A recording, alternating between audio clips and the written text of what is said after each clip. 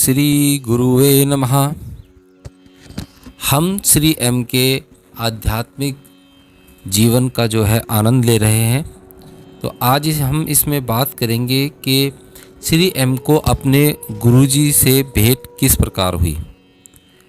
तो चलिए प्रारंभ करते हैं। जैसलमेर में श्री गुरु बाबा जी से भेंट। यह कहानी राजस्थान के रेगिस्तानी इलाके जैसलमेर के पास मेरे जन्म की है। उस समय न तो जैसलमेर नाम था और न ही जैसलमेर का किला था। वृंदावन में भगवान कृष्ण के कहे अनुसार मेरा जन्म यहाँ भाटी राजपूत वंश में हुआ। अगर कुछ मित्रों ने पुरानी कथा ना सुनी हो तो वो कृष्ण एक जो पुरानी हमारी वीडियो है उसे देख सकते हैं। उसमें श्री एम एक लड़की के रूप में पैदा हुए थे। ये उससे आगे की कथा है। ये भाटी राजपूत स्वयं को श्री कृष्ण के यदुवंशज मानते हैं, अतः ये चंद्रवंशी साम्राज्य के हुए।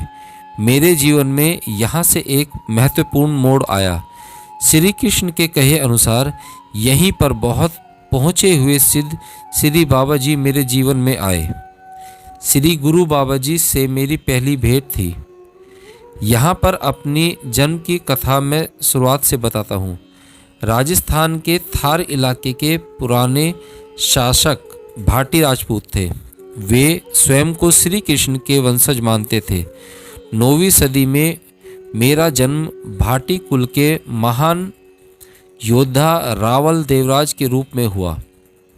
मैं एक अत्यंत कुशल धनुर्धर, गजब का घुड़सवार और निर्भीक योद्धा था। अतः पड़ोसी राज्यों पर हमले करके मैंने अपने राज्य का खूब विस्तार किया था, पर कुछ बहुत ही बढ़िया चल रहा था। मुझे उस रेगिस्तानी इलाके का सबसे महान योद्धा माना जाता था। सीमा पार के पठान शासक भी देवराज से डरते थे। पड़ोसी राज्य के एक शासक कर्ण की पुत्री बहुत ही सुंदर थी। कर्णी नामक उस राजकुमारी से मुझे प्रेम हो गया था। एक बार उसके पिता ने मुझे अपने शिविर में बुलवाया।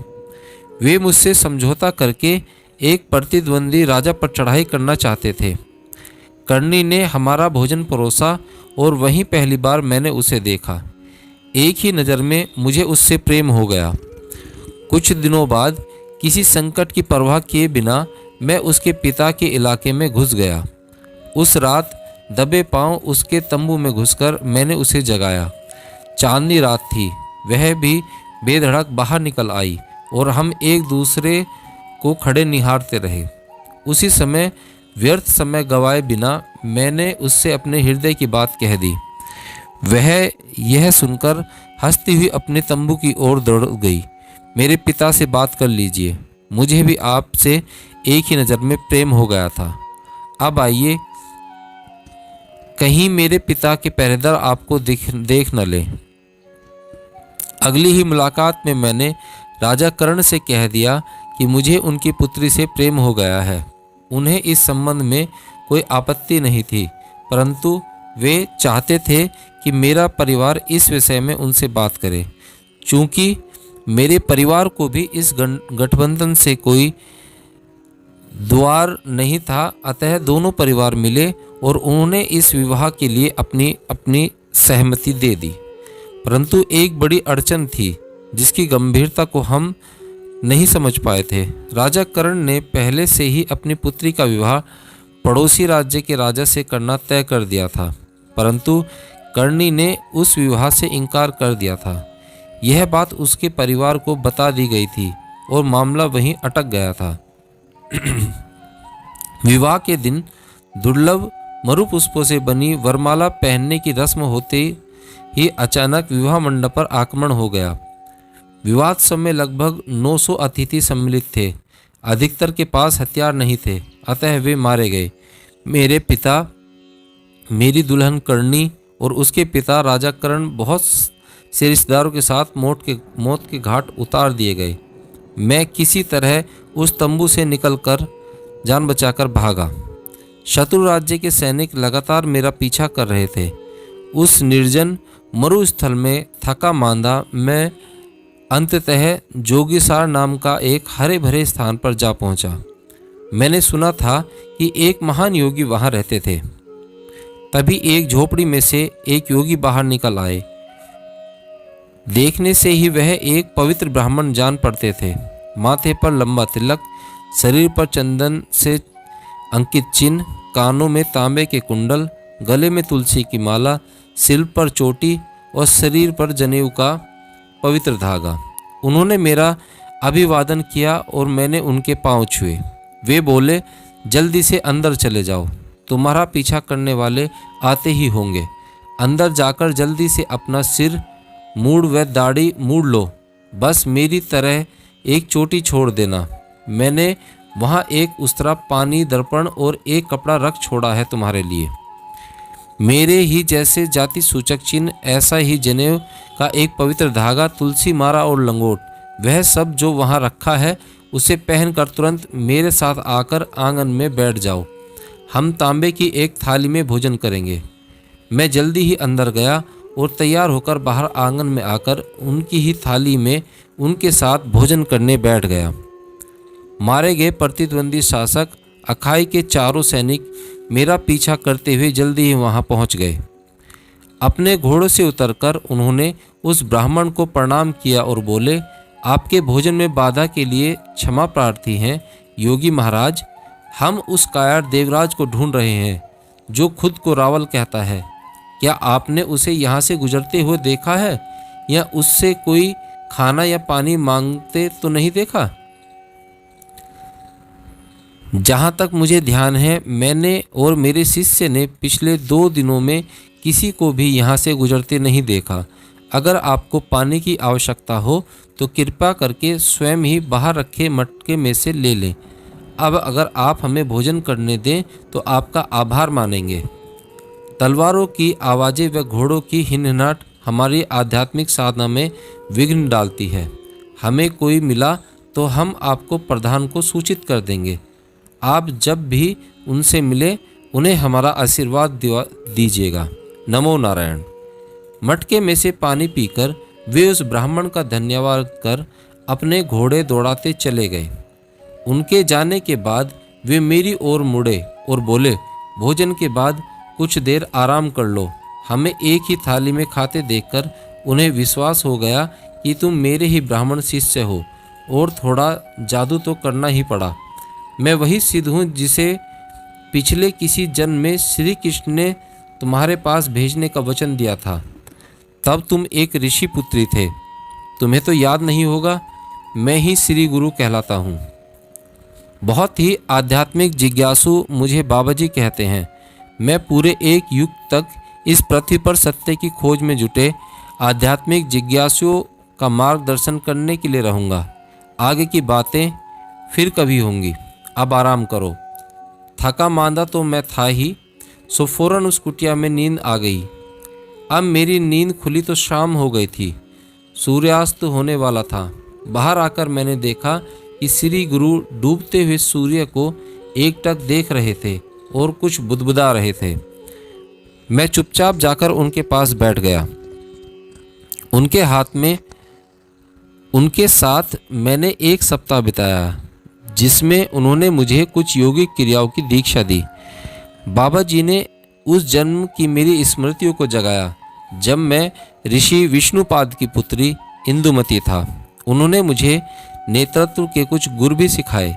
जाते समय बाबा जी ने मुझे आशीर्वाद दिया और भविष्य में होने वाली कुछ घटनाओं की जानकारी दी। उन्होंने कहा, 200 वर्षों बाद लोडवा के महाराज देवराज के बड़े पुत्र का नाम जेसल होगा। पिता की मृत्यु के बाद उसे उसके अधिकार से वंचित करके राज्य उसके सौतेले छोटे भाई द्वारा हड़प लिया जाएगा।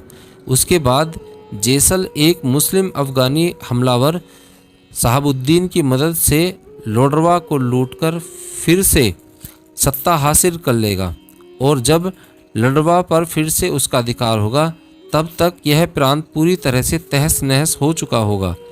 अपनी राजधानी के लिए उपयुक्त स्थान खोजते हुए महारावल जैसल को एक ऐसी जगह दिखाई देगी जहां बड़ी बड़ी चट्टानों की अद्भुत पहाड़ियां चारों तरफ से रेत से घिरी हुई होंगी। वहाँ जेसल की भेंट श्री गुरु बाबा जी के परम शिष्य महेश्वरनाथ से होगी, जो इस समय ईसलनाथ के नाम से जाने जाएंगे। ईसल जेसल को बताएंगे कि युगों पहले श्री कृष्ण और भीम उस पहाड़ी पर आए थे।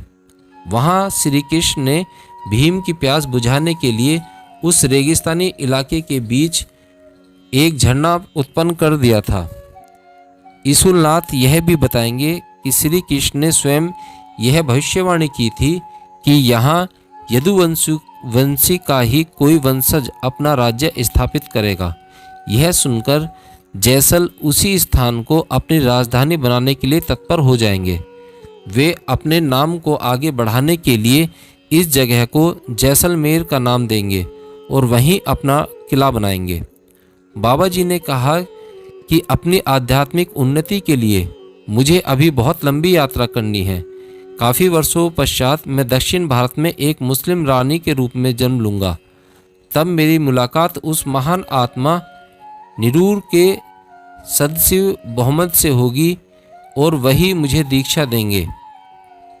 अगले जन्म में मैं पवित्रता के उस पायदान पर पहुंच जाऊंगा जिससे श्री गुरु मुझे अपने शिष्य के रूप में स्वीकार कर लें। उस समय मेरा जन्म एक परंपरावादी ब्राह्मण परिवार में होगा, जो बनारस से स्थानांतरित होकर हिमालय के पास ही बद्रीनाथ में जाकर बसेगा। फिर घटनाओं का चक्र कुछ इस तरह घूमेगा ताकि कुछ नई सीखें मिलें जो मेरी चेतना के विस्तार में सहायक हों। फिर मैं बंगाल में पैदा होऊंगा और उसके बाद एक पुरुष रूप में एक दक्षिण भारतीय मुस्लिम परिवार में। उस समय श्री गुरु के परम शिष्य महेश्वरनाथ की जिम्मेदारी होगी कि बचपन से मुझ पर अपनी कृपा दृष्टि रखें। इस जीवन में मैं एम नाम से जाना जाऊंगा और तभी पूरे घटनाक्रम की कड़ियों से उद्घटित करूंगा। मैं बाबा जी को दंडवत करके वहां से चला गया। नाथ संप्रदाय के एक खाली आश्रम को अपना गुप्त स्थान बनाकर मैंने जल्दी ही लोगों को एकत्रित करके एक दुर्जय सेना खड़ी कर ली। एक के बाद एक आसपास के कबीलों को पराजित करके मैंने अपने राज्य में मिला लिया और कुछ ही समय के लिए डेरावर को ही अपनी राजधानी बना लिया। बाद में लोडरवा पर राज्य करने वाले एक शक्तिशाली शासक को हराकर मैंने वही अपनी राजधानी स्थापित की।